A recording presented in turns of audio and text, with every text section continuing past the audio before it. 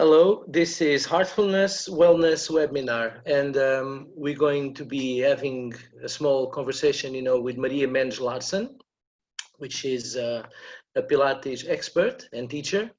So, Maria, how are you? Hi, I'm very well, thank you. Very good. Maria, can you please tell us a bit about yourself? Okay, so I have been working as a Pilates teacher for the last 14 years of my life, but my background dates back to many years with ballet and contemporary and jazz ballet as well. So I was for many years working as a dancer, and in my process of being a dancer, I basically discovered Pilates as I had low back pain. And one of my teachers in the US introduced me to the method when I was completely convinced that as a movement professional, I knew everything about movement. So I knew that whenever I stopped being a dancer, I kind of wanted to do something that would mean that would be a specific rehabilitation method for other people as well as it was for me. So when I stopped dancing and I started working in other areas, namely in marketing and management, and later on I did a degree in osteopathy, which I didn't finish, I wanted to go back to a method that reminded me of what it was like to have hope on recovering or healing yourself. So the way I got into Pilates was basically through a personal experience with low back pain. And then later on, I consolidated that work with a studio that I own in Lisbon for the last 13 years. And I have become a partner in a studio in London for the last 10 years as well. So I'm Portuguese of nationality, although I was born in Angola. And I have lived in Lisbon for the last 25 years, having lived before in Denmark and in the UK as well.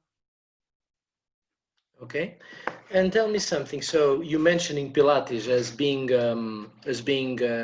something that you were acquainted with, a method of recovery and prevention that you were acquainted with when you were still dancing. I think it would be very important for us to understand exactly what Pilates is. Could you please explain it to us? Yes, the Pilates method was initially established by a German known Joseph Pilates, who was born in 1880 and who widely developed his views on movement and posture throughout his career as a trainee for dancers, artists, and people from all walks of life. And what Pilates is basically is a corrective method of training that restores natural health, movement, and corrects posture.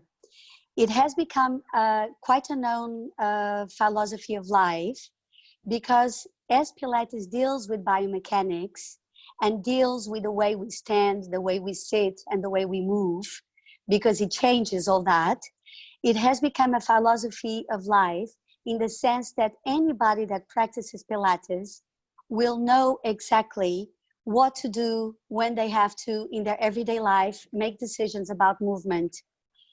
For example, if you have done Pilates for a while and you have developed the awareness of what to do, you know exactly how your body reacts to certain movements.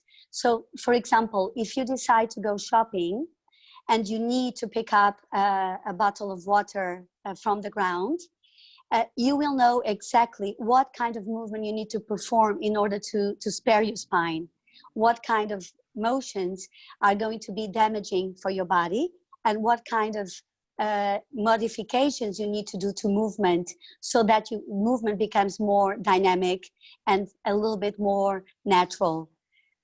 So in that way, Pilates is basically a whole set of exercises, corrective exercises, that are totally adapted to the person, to the posture, to the type of spine that you have, to the type of needs you have in life, and that you can slowly incorporate by doing a regular set of exercises, or by introducing consciousness of movement on your everyday life.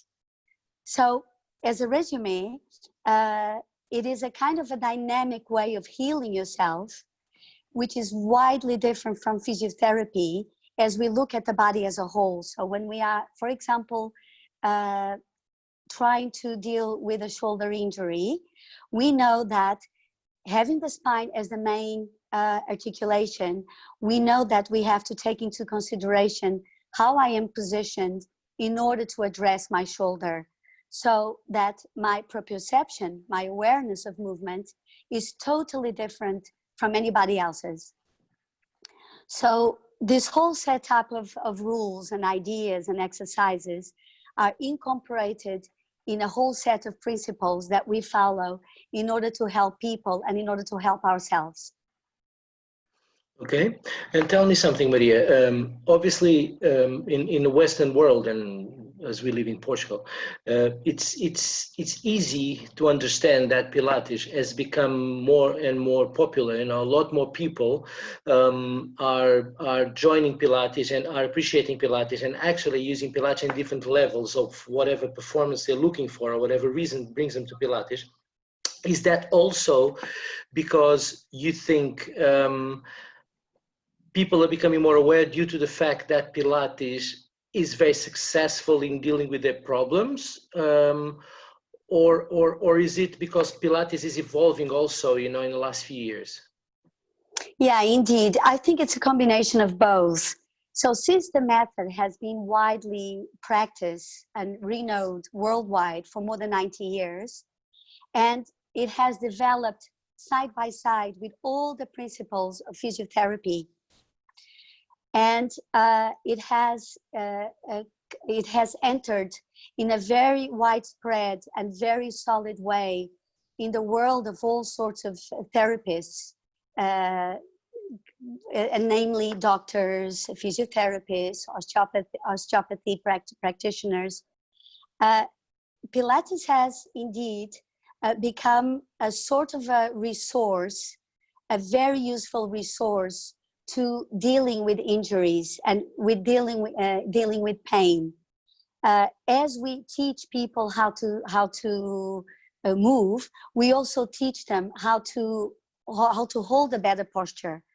And having a better posture, considering what sort of limitations that posture represents in everyday life, empowers people to be able to do movements that can be addressed in the situation of the studio, but that can also be used on everyday life, in the sense that I can be sure that once I am side by side with a doctor doing some sort of treatment, I can also, with the awareness that I have and the exercises that I do, help myself to heal.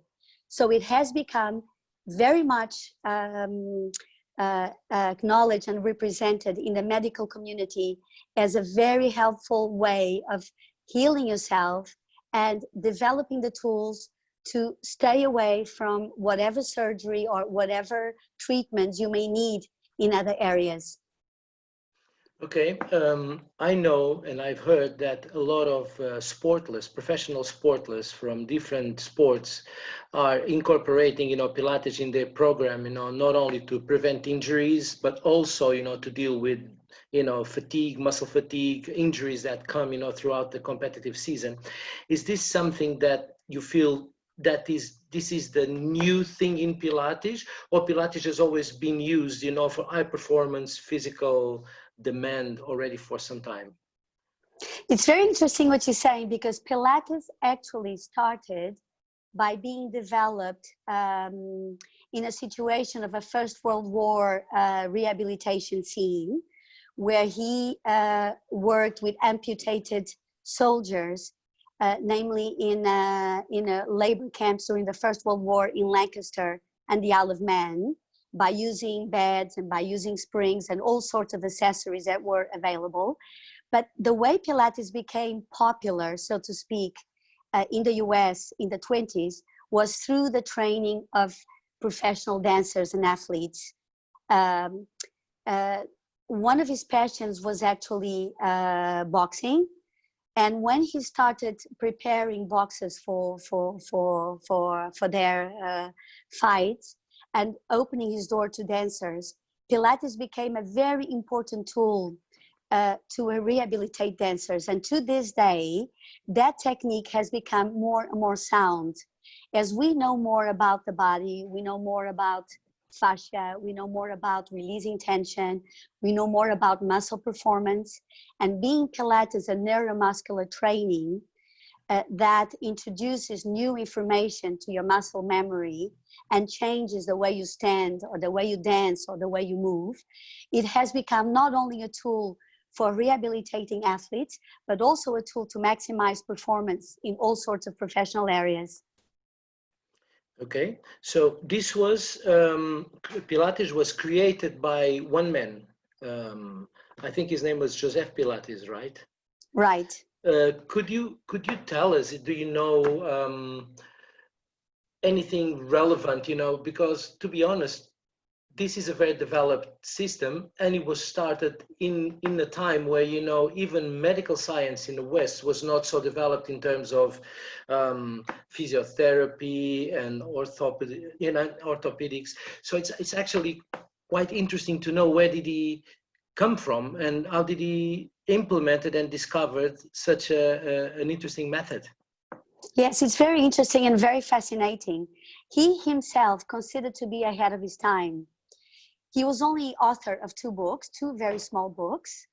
He called his method at the time contrology, as he was aware that there were certain muscle groups involved in stabilizing the spine that were totally different in performance and in features to the muscles that you use to mobilize.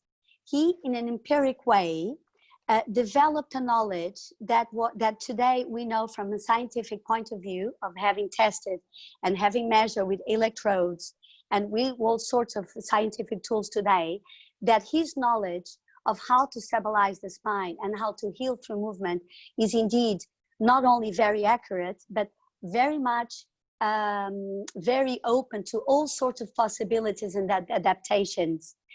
In those days, when he initially worked with amputated soldiers and he was giving them, so to speak, the load that they needed to develop their muscle mass while they were lying down, he was also developing a physical system, a training system of working the body that took him as far as becoming the official trainer for the police of Hamburg and of the Scotland Yard in the UK. He then, at the time, knew empirically that by using certain exercises for certain pathologies, he could reach even further. So that when he eventually reached the States in the beginning of the 20th century, he tested all those theories on people that had the knowledge, so to speak, to use their body. And he was able to adapt all those exercises to address injuries, and with the ambition of selling that idea that with his method he was indeed targeting the right muscles for the right muscle function and changing patterns of movement in the body. To this day, this has proved to be true, and science is actually taking the method further in the sense that in order to change that muscle memory, we are indeed opening Pilates or absorbing other areas of knowledge into Pilates that are widely used in physiotherapy as well, but always with the perception and with the awareness that we are teaching people how to move. And if you have the ability to know how to move, you are the agent of change. You are the person who's healing yourself with the help of your teacher, obviously.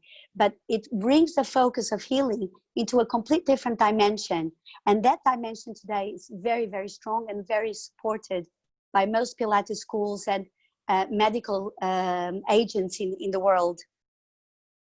Okay, Maria, so now you mentioned something very interesting, which is in fact what Pilates stands for. It's a method that helps you to heal yourself. So your body will grow in the right way and will adapt to the changes in order to make your life quality better according to whatever limitation you have. But now tell me something. Is it limitative, the usage of Pilates by a studio? Do you need to go to a studio? Which has all the machinery in order to be able, to work on your Pilates, or after you know enough about it, you can do it, privately, or you can do it with less machinery and less tools? Yeah, exactly. So there's two types of, there's one system, but there's two ways of working around the system. I can either work in a closed chain environment, where I have points of support and feedback. And in my neurological practice, with that memory, memorize, teach my body to move correctly within my healthy range of motion, reaching a level of movement that is healthy without damaging myself, and being able to perform those exercises gracefully and pain-free. Or I can also work on the floor, which we call mat, with a few accessories that are going to give me that feedback. The interesting thing about Pilates, and it's because it's a neurological system of moving, is that after 10,000 repetitions, it becomes automatic. You automatize the movement, and once you understand and feel how your body has to position itself, you can, wherever you are, wherever you sit, wherever you walk, you take with you all that knowledge, all that legacy, in such a way that you can then start practicing from home, either by doing some simple releasing exercises, addressing a tight back, or addressing pains and aches on your cervical, or a little bit of discomfort on your shoulders. So you're able to take that on board in a very knowledgeable way. But better than that, you're going to be preventing yourself from getting to that point of uncomfortable situation, as you will know exactly how your body reacts, and you will be very aware what sort of activities on your everyday life you perform, and how you have to perform in order to spare yourself. So indeed, after you've done Pilates for a while and you have a little bit of muscle memory, you can then benefit from the system anywhere you go. Initially, it's extremely difficult to start working on your own, as you need the eyes and the practice of a teacher to take you into the right positioning, and in order to feel your points of support, to be aware how your spine moves, and to be aware of your weaknesses and your strong points. Okay, so in the end of the day, it's a system that you can create some independence after a while. After learning, you can be independent enough to practice it yourself with very little equipment, and still make it a profitable way of training for yourself. Is that correct? Yes, that's correct. Okay. Tell me something, Maria. Based on your experience, where are the limits of Pilates in terms of helping people? Let's say somebody that wants to improve their performance as a top sportler, a professional sportler. We know that Pilates has been very efficient because the results are there. I was a professional tennis player, and I know a lot of tennis players at the top now. They're using Pilates as part of their program in order to get fitter, to get stronger, to get more balance, to get more fluid, and to become more economical. But in terms of injuries, in terms of body limitations, in terms of actually handicaps, physical handicaps, until where does Pilates play an effective role? I would say that in some situations, we are working side by side with doctors and physios. When we are in situations of deep pain, where movement is painful in every way, we do have a limitation, because we heal through movement. But once we have the green light from a doctor on certain conditions, there's no limitation to what Pilates can do, because Pilates is totally modified totally adapted to your body type, to the kind of spine that you have, to the injuries in your body, and to whatever limitations we are able to find with our introduction and our assessments. I would say that where Pilates has to be taken cautiously is in situations of deep pain, where we need the help of other professionals to work with us, so that we can together assess where the pain comes from and how to go on about it. So we create the right program for it. Okay, and tell me something. So Pilates, being a system that works with your body involvement, so using muscles, using balance, using techniques, could Pilates be considered also a system that would promote muscle growth, promote fitness, promote physical performance in a way that anybody could actually replace any other source of training by doing Pilates? Absolutely.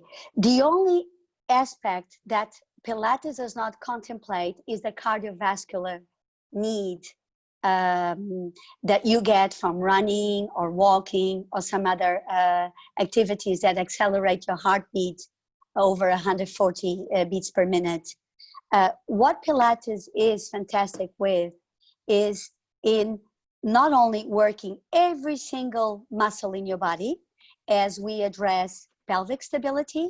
So we teach the body and the spine to be able to move legs against very heavy springs with a stable pelvis. We teach people scapular stability. So we work arms and back in a very dynamic way while teaching people again to keep their spine safe. We do general strengthening with equipment that strengthens your muscles without shortening the muscle in contraction, having the muscle an isometric effect of growth, meaning that the muscle contracts without reducing in volume, so that both agonists and antagonists are working at the same time, meaning that your body has an efficient way of moving, of pulling load, at the same time releasing tension while you're doing one movement eccentrically and concentrically. So in that sense, it's extremely complete. And on top of that, we have another component of stretching and lengthening throughout the spine and all the joints, creating space while promoting muscle contraction. So the workout that you get in 55 minutes of an ordinary Pilates session is complete, fully complete, without the cardiovascular component that I just mentioned. Okay. Do you think Pilates would be geared, would be more appropriate for a certain age of people, or Pilates would be it's useful for any age, to be honest? Pilates caters for all ages and all sorts of people from all walks of life. It's a method that depends entirely on how mobile you are. Actually, there is a very famous sentence by Joseph Pilates where he said, "You are as old as your spine mobility." So if I'm young and I have no mobility, I am definitely not as young as a 6-year-old or an 8-year-old that is able to move the spine in a healthy way. Pilates is conceived to address all ages and adapt the movements to all levels of performance, on all levels of mobility. So I can actually have a very beautiful site in a Pilates studio where I would classically have a 20-year-old together with a 90-year-old person, and then another person in their 20s and a teenager. This is completely possible in Pilates. Okay. Tell me something. You having a background in dance, we all know that dancing professionally, it's a very demanding activity, physically extremely demanding, and it's renowned to bring not only injuries while you're doing it, but also, long-lasting injuries, that will be with you for the rest of your life. As Pilates improved massively since the days where you start dancing, and if you would have done Pilates from the beginning, would you have been better off physically than you are today or not? Yes, Pilates is so popular and has become such a renowned method that there isn't a single ballet company in the world that doesn't have a Pilates studio. It is for sure that if I had started with Pilates earlier, I would have been able not only to have a longer career, but I would have been able to use my body in a much safer way and still maximize myself to the point of performing at the level that was expected from me. And the beauty of it is that having brought Pilates into the competitive and to the artistic world, also the medical community has become much more cooperative in understanding that certain injuries and certain pathologies are better off being healed through movement than through a medical intervention or a medical practice. Okay, I think I have to, now it's my turn to leave a little bit of a testimony about what Pilates has done for me. As you know, I was a tennis player for many years, played on a pro circuit, the trainings were hard, you know, the matches were harder, and it's inevitable, you know, that we create some sort of wear and tear, not to mention injuries that, like I was mentioning about you, they go forever. In my case, to be honest, what I found is that, you know, when I started doing Pilates, is that I gained so much more flexibility and so much more balanced. So a lot of physical sort of limitations that I had in terms of range of motion, flexibility, economy of movement have been massively improved. It's a fact. I feel it on my body, and I'm always evolving. I'm getting better and better with it. Now, the thing is, I feel, to be honest, that by doing Pilates and getting better and better at the techniques, also, not only, you know, I've been improving on the flexibility and on the, especially my spine has improved massively, but muscularly, you know, I'm becoming stronger and fitter and leaner, which is something, you know, that was not the goal, to be honest, and that came collaterally. Do you think, in that sense, that by doing Pilates, even if you start doing Pilates in the sense that you want to improve your body, because you have an injury, because you have a limitation, because you have a malformation, because you had something traumatic, by doing what you meant to do to recover that, do you feel that, you know, you also become fitter? Is this something that could be expected in the sense that you practice that and you become stronger? Yes, actually, the definition of fit or fitter in Pilates takes us into a total different dimension. What is fit?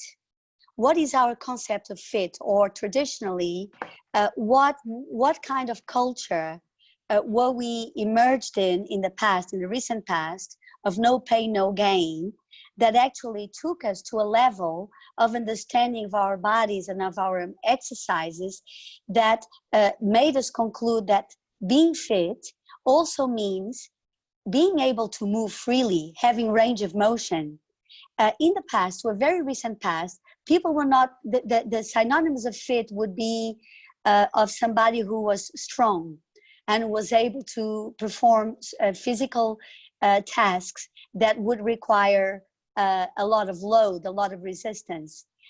Once you look closer to what that fit really is, and you understand that the concept of Pilates is to look at the spine as the main articulation, and then moving from the center, you want to be able to free yourself from any constrictions, from any tension, from any limitations that you may have. You're actually achieving another level of understanding of what that fit means. And that fit means that I'm not only strong, but I'm also able to have range of motion, and I'm able to move at whatever age and perform whatever movements I'm able to do in my everyday life in a healthy, sound way, without putting myself into a situation of pain or a situation of restriction. So indeed, if you are doing Pilates and you're adding that strengthening with springs, with opposition, with load, at the same time that you're stretching your muscles, where you're focusing on your movement through the center of your body, through your spine, and you're maximizing your range of motion without actually hurting yourself, you understand very quickly that you're being given the tools to aid yourself in a graceful way without losing any attributes, which was something unthinkable in the 80s, where most people were obsessed with the gym and obsessed with gaining health that way. Okay, so Pilates, in the way that I understood it, is that Pilates can, in the end of the day, be something, you know, that prevents, cures, helps curing, helps people, but at the same time, you know, gives a certain amount of fitness. Do you think Pilates has evolved a lot in the last few years? Like a lot of methodologies in different sports have been improving a lot lately, but I'm talking about sports because it's something that goes a little bit hand in hand, you know, with Pilates to a certain extent. Do you think Pilates has been also something that has been lately improved a lot, and a lot of technique has gone into it, or is something that, you know, was created by Joseph Pilates, and those principles were completely correct from the beginning, and nothing has been added on to that? Now, Pilates is fully in fully intersection with all healing techniques at the moment, at a level that you have the world's most known experts in all sorts of healing areas working side by side with Pilates schools. So working with Pilates today as a teacher takes me probably to the most demanding and most highly expertise types of education. I have given me access to that type of education because we are today working side by side with spine specialists. We're working side by side with fascial specialists. We're working very closely with whatever news there are from the sports world that are relevant to not only to the performance of athletes, but also to their upkeeping in means of rehabilitation and in order to avoid injury in their career. So Pilates has indeed become a very high specialized method, and you will today find teachers and studios all over the world that are catering for certain sports or for certain injuries, and who have access to the best medical community in the country. So this is a fact as we speak. Okay. And tell me something. Do you have any experiences that you would like to share with us about situations that you came across in your studio or professionally, you know, where you actually saw, you know, massive improvements, or you know, saw a very positive effect of Pilates in somebody's life or somebody's condition? Yes, I would like to give you probably the two examples that cross my mind right now are actually on the end of the lifespan.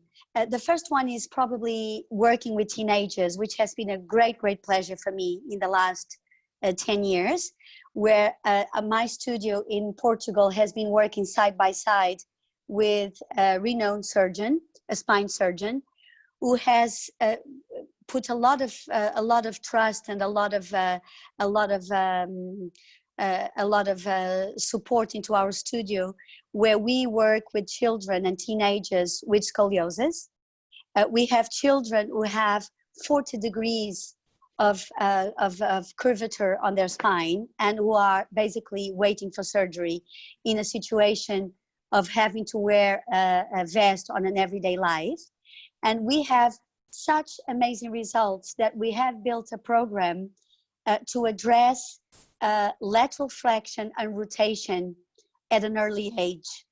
We have introduced this program in such a way that we have at least 15 or 20 children who on an everyday life come to our studio twice a week, but also are practicing very simple exercises at home, from, for example, changing their chair into a Swiss ball, or taking breaks in order to stretch their spine, introducing a little bit more extension, introducing more rotation or side flexion. As you know, this is one range of motion which is extremely limited, especially with thoracic scoliosis. And the results have been so encouraging that we do have a waiting list on children and adolescents in this situation. This is so interesting that we have kids who have minor scoliosis that enter the studio, that in the end of one session feel the difference. And in the end of one session, the parents walk in and actually acknowledge a difference on the way they stand and the way they move. It's very interesting because one of Pilates' quotes, most popular quotes, is, in 10 sessions, you feel the difference. In 20 sessions, you see the difference. In 30 sessions, you have a new body. These may be exaggerated and these may be widely used worldwide, but I would say that in the case of these children, it is a fact. And then the other example that crosses my mind is your classical old-aged person who has lost hope in regaining mobility to go for a walk or to get rid of pains and aches on the hip or the lower back, and who discovered through Pilates a very simple, pleasurable way of regaining back that mobility and wanting to do something, introducing something in their lives that is encouraging them to change their lifestyle. I would say these are probably the two examples that come across my mind. And maybe the third one would be the number of people that get away from performing surgery to the spine or to the knee or to a shoulder because they started Pilates. This is very common in our studio. Okay, and tell me something. So you are now mentioning, you know, older people. It makes sense that when you are working with kids, with children that are still growing, that if you correct them, if you line up their bodies, if you balance their bodies, then as the body is growing, it will correct itself, and they will, you know, have a lot of potential, you know, to become quite balanced. An older person that already has most likely deformed joints, has less flexibility, has more bodily issues, is Pilates still a big contribution, you know, to being able to change something, or it doesn't change but allows your body to adapt in however possible way, you know, for a better quality of life? Yes, in that way, the body is extremely generous. I have come across that experience of having an older person standing before me and asking me, is it worth for me to spend the time doing these exercises? And time after time, they come back to me and they come back to us, to me and to my team, acknowledging that there may not be a visual difference as clear as there is with younger people, but definitely in the sense that they have been able to change the way they move in such a way that they actually encourage themselves to take themselves into another level of movement in their everyday lives. I can tell you, for example, that one of the things that anybody that learns Pilates does is learning, teaching yourself how to pick up something from the ground. I can pick up something from the ground, putting 40% of weight between my discs. Or I can pick up something from the ground with one leg behind, one leg in front of me, doing the same movement with half of that load on my discs. If I extend my spine straight and I pick up an object from the ground, I would be putting between 350, 400% of load between L5 and L4. Whereas when I'm doing a movement of forward flexion that biomechanically is correct and is widespread and known in Pilates, I'm putting 40% or 50% of load in the same movement. So anybody, even if you're older, anybody will benefit from feeling that change.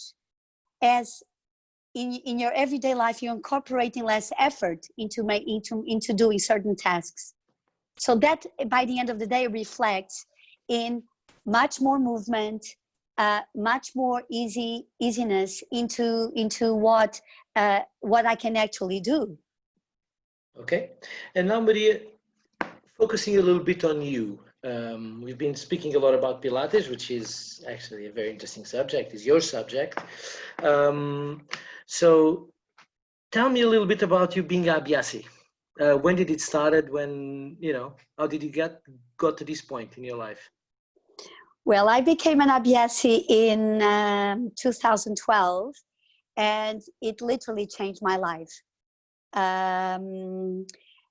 Not only my personal life, but also the way I look at the way I look at the world, the way I look at my work, the way I see myself in this circle of life has changed completely.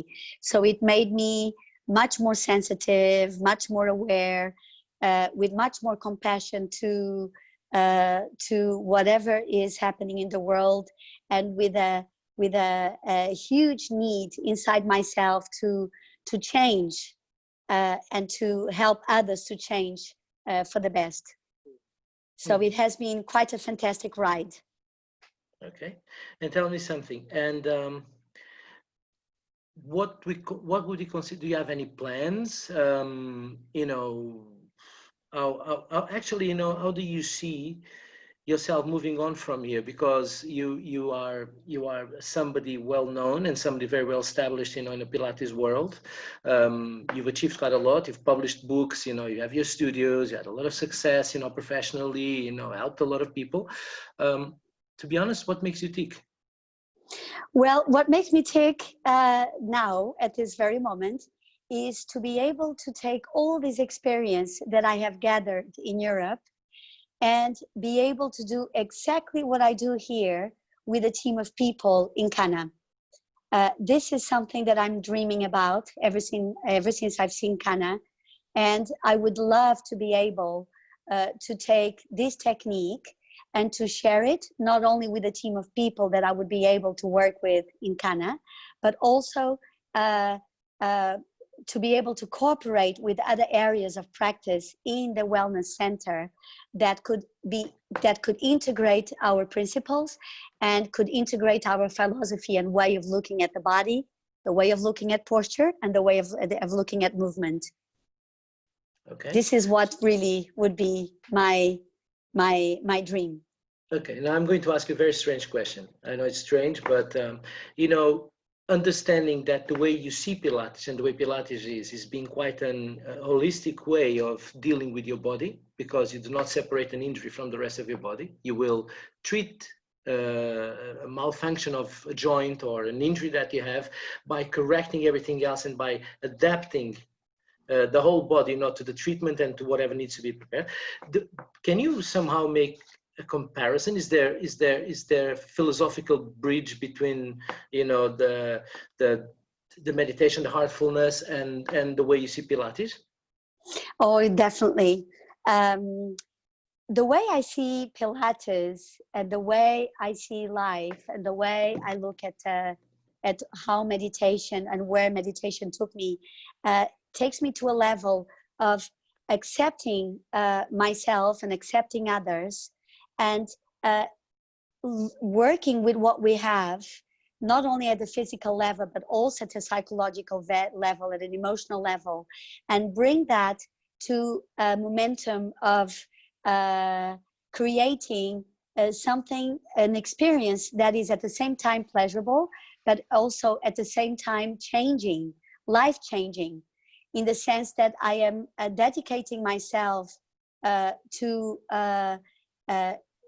healing myself, not only physically but emotionally, but also being an inspiration to others in the process of looking how they look at life and how they want to see themselves through this life, and how I can help myself by, in a very simple way, dealing with the tools that I learn and that I have on my everyday life.